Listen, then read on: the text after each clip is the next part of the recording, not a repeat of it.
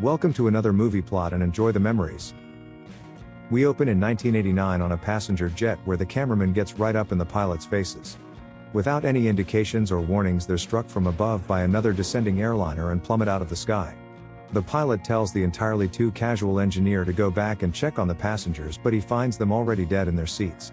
A strange device is shown hitting the ground before the plane violently explodes, incinerating all those on board and scattering the debris.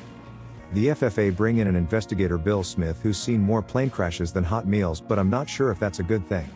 We're only 5 minutes into this movie and we've had 3 flights already as he travels by helicopter to one of the crash sites. Bill learns from the man with a clipboard that it had well over 300 people on board, while the mid-air teabagger had another 270.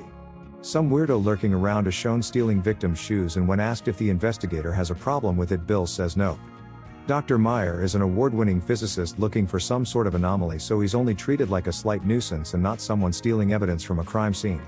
Johnny Detective over here finds the black box, so Bill takes it back to the office where he must first interview the traffic controller. He's devastated and blames the radar because the airlines disappeared then reappeared and did all this weird stuff before crashing. Bill believes him, but first needs to get shut down by some coffee girl named Louise, who almost seems offended by the request. She runs off despite him only asking for a cup from that tray in her hands, then delivers it to him later while giving Bill the googly eyes.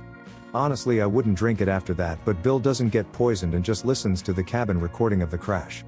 The co-pilot is screaming about the passengers being burned up before the crash even took place, so Bill goes to see what the bodies can tell him. There's nothing unusual, just basic incinerations. However, their watches are now running backwards, adding another layer to this onion of mystery. Bill addresses the media but doesn't tell them anything about the strange occurrences, not even when Meyer shows up to press him for information. He denies that anything about the crash was out of the ordinary, while Louise is shown choking on her cigarette in the corner. She then seemingly crosses paths with Bill, but the escalator breaks down, leaving them potentially stuck there for hours. They hit it off and Louise invites the investigator out for drinks, but she moves fast and we just cut to them in bed. Our boy Bill performs so well that Louise says he was the best she's had in 1,000 years and even quit smoking because of it. Bill puts that nicotine noodle to work, but in the middle of the night Louise secretly cancels his wake-up call so that he's late for work. She pleads with him to stay home and Bill seriously considers it, but he continues the investigation and leaves her at his hotel room. Looking like he changed his mind, Bill immediately returns only to find the mysterious woman has already vanished. At work he runs a background check on the one-night stand only to discover that Louise had given him a false identity. Puzzled, he continues working until Bill looks over piles of debris from the crash and comes across a vital piece of evidence. It's the device that was dropped on board right before the crash and turns out to be a taser when it gives us some of the movie's best acting. While Bill's lying there paralyzed, a squad of all-female commandos show up, being led by Louise with a pompadour. She doesn't recognize Bill and just tells him to drop the case to prevent a time paradox before fleeing through a portal with the taser. The girls travel to the future where a robot named Sherman is the son of a cash register who turned a tidy bit of profit back in her day. He takes them to the director in charge of time travel missions, Coventry, who is a visual representation of the present day. It's the year 3000 something and humans are no longer able to reproduce, so teams of the best looking people are sent into the past to abduct breeders. They select random passengers on doomed planes and replace them with replicas so their disappearance doesn't change the future. Any little difference will cause a timequake, which happens in the future because Bill saw the time-traveling Charlie's Angels in the hangar. Now Sherman says that Louise will have to travel back before they met and convince him not to go there, explaining the other version of herself. She says that she would have just shot Bill if it would solve the problem, but that's only because he hasn't laid it on this version yet. Pollution here is so bad that people from the future smoke cigarettes while traveling to the past, as it helps handle the clean atmosphere. Even the birds are kept inside small chambers that have an airlock for placing food inside because the environment is so toxic. Louise prepares to travel back to 1963 where she'll play a stewardess, use her stunner on a few people and abduct some fertile flyers. The scene jumps back and forth between the mission and 1989 where Bill is attending one of Dr. Meyer's lectures on time travel. It explains that a select few humans from the future are given the best food and care so that they don't look like the rest of these zombies. Louise and her team of chain-smoking time bandits are the ones chosen to sneak on board a plane in period clothing just before it crashes. They replace flight attendants by hurling them through the portal and use stunners to render problematic passengers unconscious. What history books didn't know about this flight was that it went down because of the armed terrorist on board. Miss Future Negotiator Lady walks right up to the psycho, getting herself shot in the stomach and dropping her taser. Louise sets hers to ragdoll and blows the killer away, but doesn't notice the future weapon get picked up by a child. He's put unconscious so that he can be the only survivor from the history books as they begin to unload the others through the portal. Most are conscious and bear witness to their docile doppelgangers ushered past them as they're being sacrificed for the greater good. As they return the plane to 1963, the bullet sponge says that she dropped her weapon, so the girls rush to find it. They don't suspect the kid, so are unable to locate it before needing to leap off the plane when it explodes in the past. Louise speaks to the council, who are the oldest and most wisest humans, so they must sit inside life support chambers at varying levels of decay. One is merely a brain in a jar and orders Louise to travel back to 1989 and distract Bill from pursuing his investigation. Sherman gives a big fat "I told you so" and gives this goofy smile that he's given twice now and Coventry once earlier. Louise is a hardened commando with no ability to flirt, so everything we saw her perform with Bill was on the fly learning or genuine romance. She travels back to their first meeting and everything plays out the same until we see that Louise was still in contact with the future. Coventry tells her to seduce Bill, and when she asks how, the robot tells her to figure it out and sends a new outfit into the past.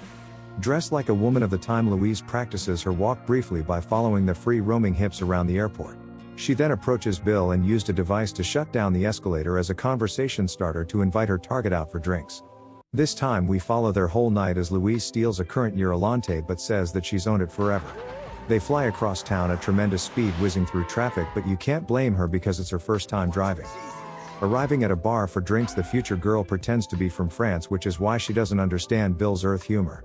As they're eating dinner, Louise throws her cigarette on the floor because she forgot they don't get vaporized by little lasers like in the future. The two hit it off as they've both spent their whole lives devoted to their work, and what starts as hired seduction turns to genuine affection. Bill invites her back to his hotel room, but when they get there things are awkward because Louise even looks at an apple like an exotic fruit.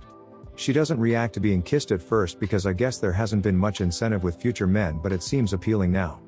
We get the same scenes from the beginning of the movie, just from different angles, and Louise hopes this will complete the distraction. We already know that Bill still goes to work in the morning, but we see Louise step through a portal this time, which is why he couldn't find her. As a consequence of their night and probably from stealing his shirt, the future begins to experience even more quakes. Using a portal in the council chamber, Louise watches to learn that Bill has become even more suspicious since their previous encounter. She's sad because she can see a paradox coming that requires her to kill Bill before he makes things in the future any worse. He pays a visit to Dr. Meyer for answers, and he lays it all out about finding the stunner from the plane crash in 1963. Bill reveals that it was actually him as a child who gave it to the authorities, which is what sent both of them off on their paths as air crash investigators. Meyer's path was a little more wacky, but with the doctor's explanation, Bill can now put Louise's face to the hostess that tased him. She suddenly materializes and reveals her mission in the hopes that they will keep quiet and prevent any paradoxes from occurring. She says that they keep the breeding humans in a stasis until shipping them off to a new Garden of Eden to repopulate.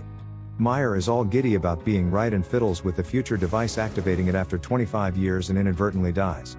The moron was instrumental in the development of the portal technology, so his death results in a little paradoxical conundrum. Bill travels with Louise through the portal to the future where a timequake is destroying the world, but Sherman doesn't look bothered. Coventry says that the only course of action is to send all of the people they've collected into the distant future beyond the gate. The council order them to be released from the pens, and all the people are assisted by Bill and Louise in being funneled through the portal. This is the only moment in the movie where we see what the future looks like outside of the facility as the survivors are sent to another place in time. Coventry stays with the rest of the decaying future people to be electrocuted, as I guess that's how he wanted to go out. Louise is going to remain here until Bill says he isn't stepping through without her, so the robot says that she might as well risk it. Sherman reveals that Louise is pregnant after her night with Bill and says that there's no place for him in the future. Not sure why, but nonetheless his database of collective knowledge is destroyed along with the gate while the time travelers presumably repopulate the Earth. The final line is Sherman quoting Churchill that this is not the end or the beginning of the end, but the end of the beginning. And the movie ends.